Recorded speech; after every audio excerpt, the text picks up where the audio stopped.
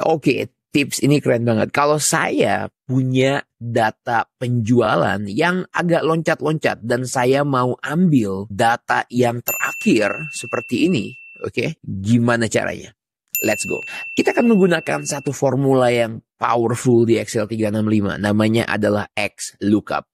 Tapi sebelumnya kita harus analisa datanya. Gimana logiknya buat dapetin nilai terakhir. Jadi kalau saya set dan saya bilang oke, dari range ini mana sih yang lebih dari 0? Artinya yang ada isinya. Dan kita akan tahu ada true, ada false, dan ada true. Karena memang false, karena kosong di sini.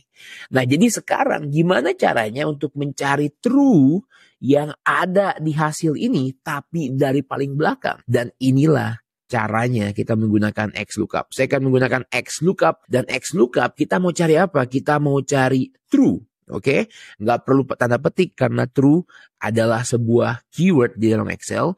Kemudian kita mau cari di mana? Ini di hasil yang tadi kita buat.